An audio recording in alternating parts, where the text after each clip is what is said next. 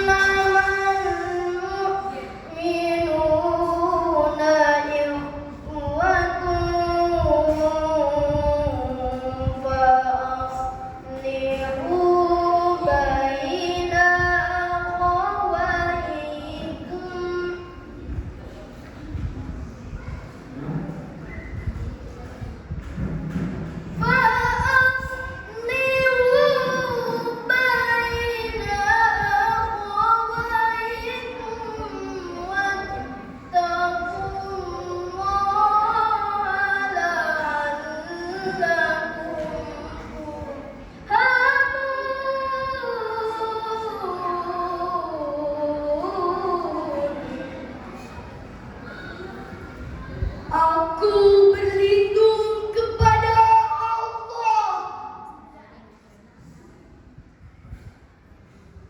dari godaan setan yang terkutuk.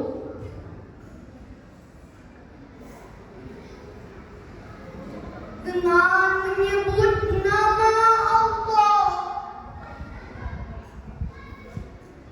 yang Maha Pengasih,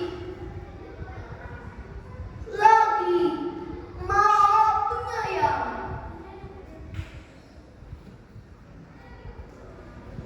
Sesungguhnya orang-orang mukmin adalah bersaudara.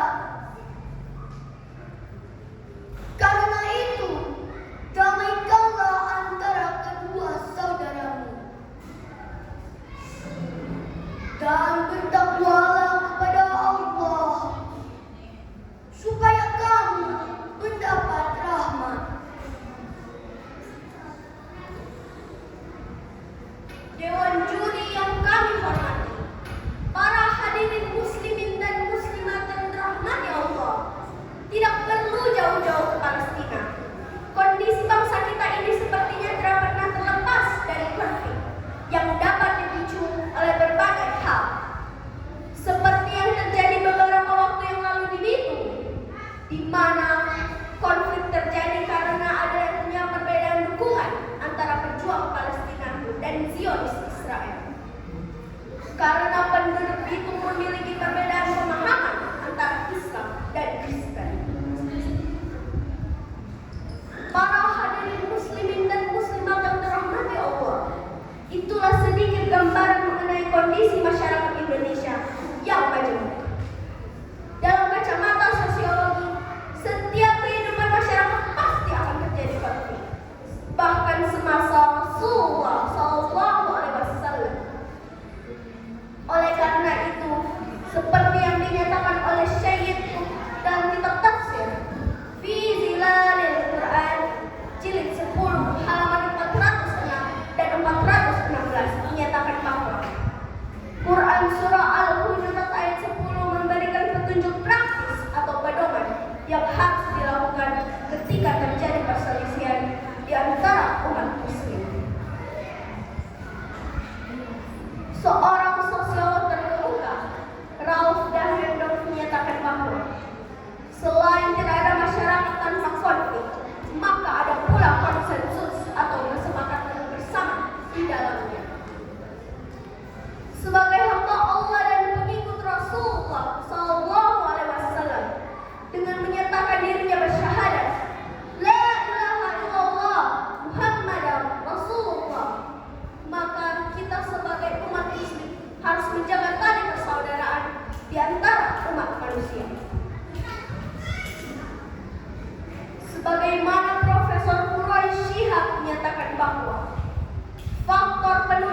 persaudaraan adalah persamaan. Semakin banyak persamaan, maka semakin kokoh pula persaudaraan.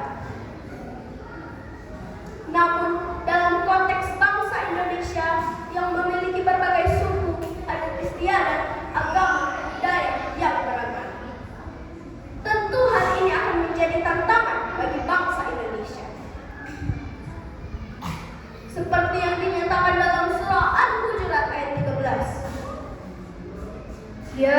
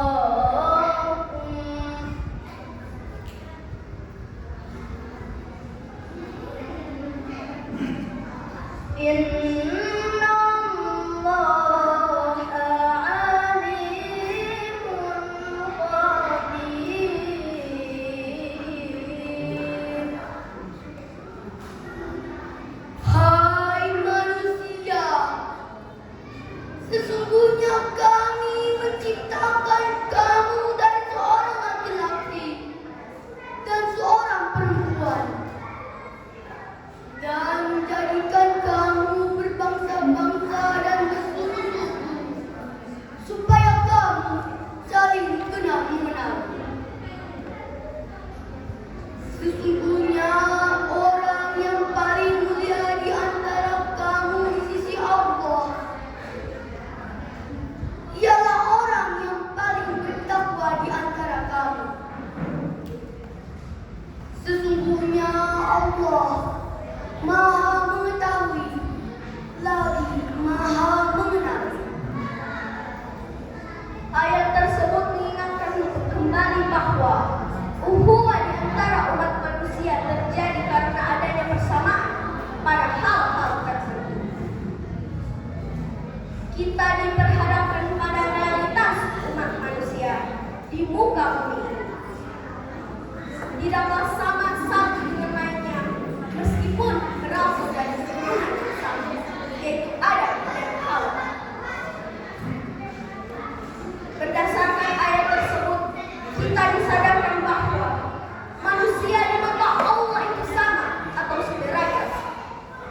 Dari persamaan itulah kita diikat dalam suatu ukhuwah saja. Dengan kita memandang diri sama di mata Allah, maka insya Allah akan terhindar dari konflik ataupun perselisihan.